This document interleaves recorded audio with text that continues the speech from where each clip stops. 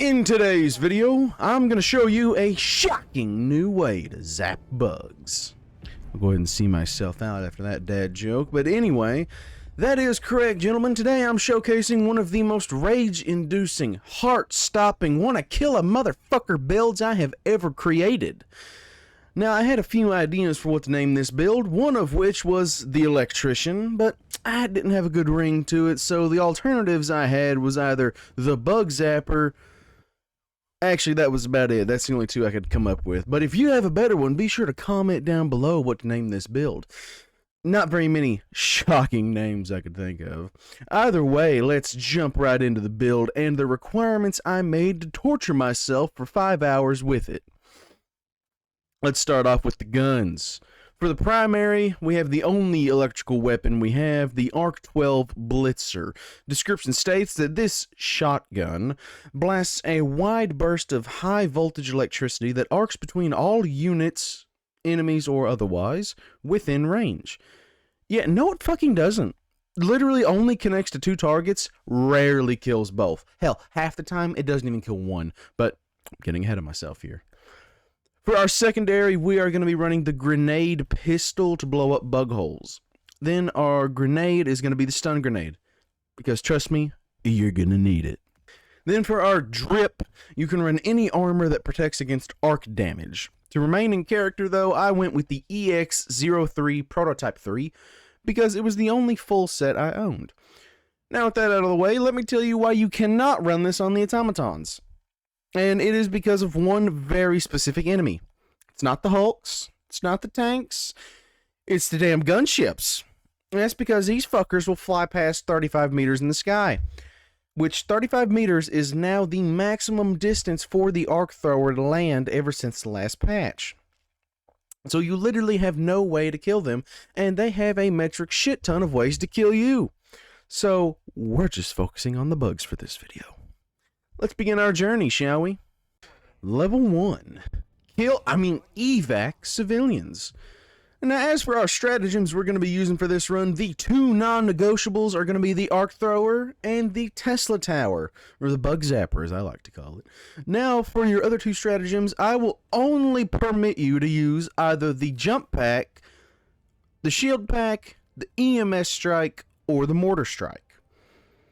Now, that's all I can tolerate in this challenge. I mostly ran the jump pack and the EMS charge for large maps, and then I hit the shield pack and the EMS mortar for the smaller maps.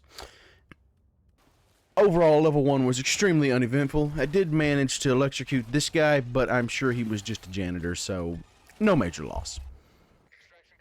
Level 2. Eradicate the Terminid Swarm. This level was also extremely uneventful, but I did learn a few things.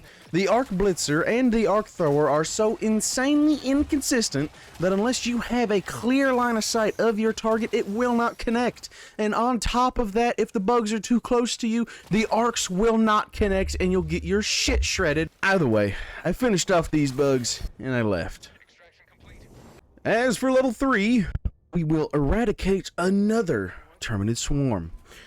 Now, for this one, I did switch out the mortar for the jump pack this go around, and it really didn't make a huge difference. So, honestly, I don't think it matters what support stratagems you take. As long as you keep the arc thrower and the Tesla tower, the other 2, hell, that could be a can of coffee and a roll of Zins for all I care. And actually, hang on, now that I say that, I need to add that to my grocery list.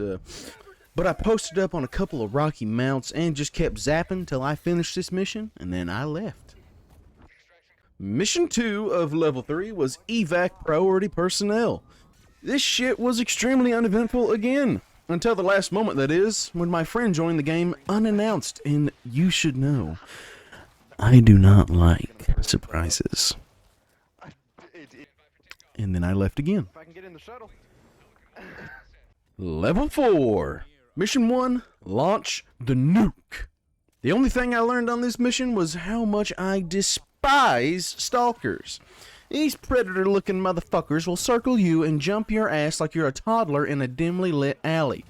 Fuck stalkers.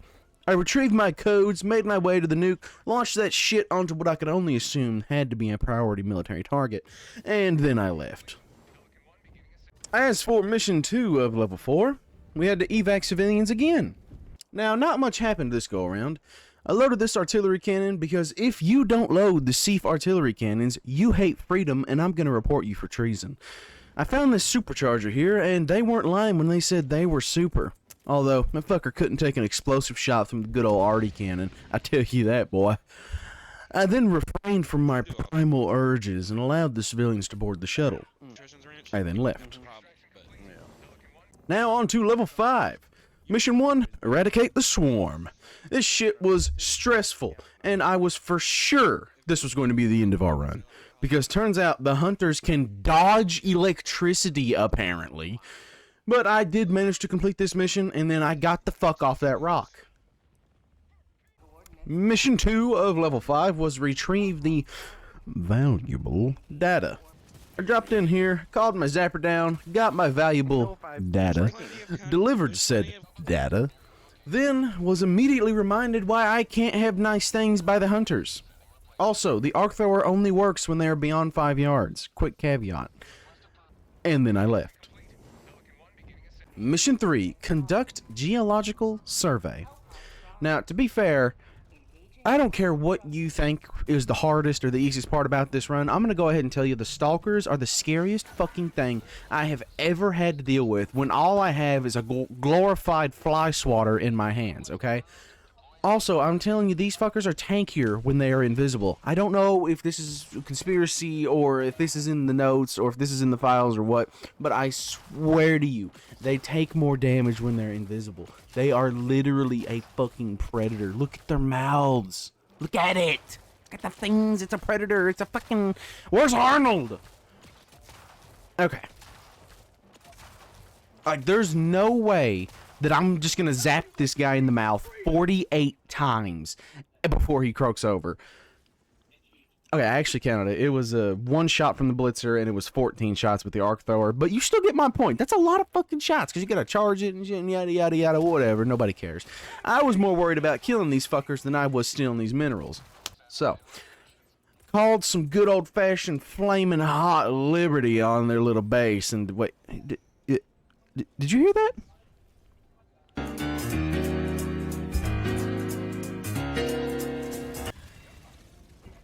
On to level 6.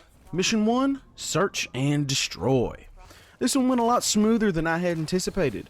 I only died once from vomit, and then I fought for all 5 of my last lives at extract before I was able to finally maneuver my way through this horde and onto the Pelican for a swift exfil.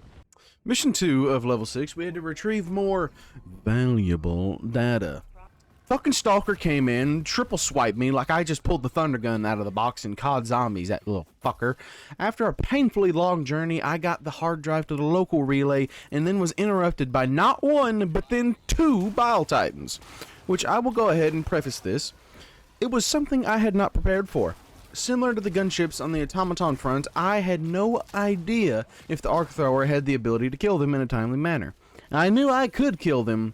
I had no idea if it was worth trying. I wound up getting stopped by one of them before I did finally kill it, and then I got puked on by the other one before I came back and finally killed it.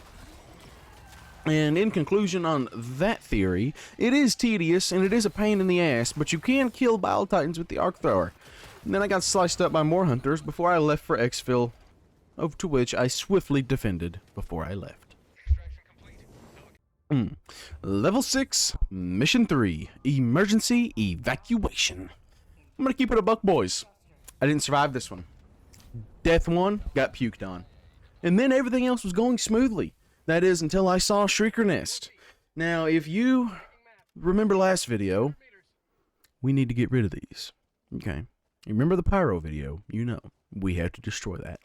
And unlike the gunships, the Shriekers actually have a pair of testicles and would like to fight me man to man, hand to hand, one-on-one, mano-a-mano style.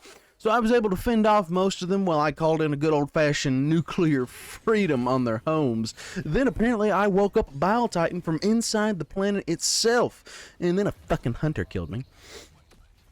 So I came back, blew up that final nest, and I figured as long as I could kill this Bile Titan, I'd be in the clear, right? Wrong! I got stuck on a dead body and severed my right leg. Third time's a charm, right? Wrong again. That fucker puked on me as if I was the $2 hooker on Friday night. Then I came back, confirmed it. You can, in fact, kill a Bile Titan with the Arc Blitzer. I know, maybe it's not so useless after all. Wrong again. It is. Don't fight me on that. So we're in the clear, right? Now, before I show you how bad I am at this game, let me tell you what. An actual redeeming quality of the arc weapons that I didn't really realize till now is they can stun the bile spewers whilst they are spewing. So that's neat. Sadly, though, doesn't help their case. They still fucking suck. Okay? I almost died to this supercharger who somehow tanked a heat round, a high explosive anti-tank round, and then another charger punted me into a bunch of warriors who shredded me like I was Swiss cheese.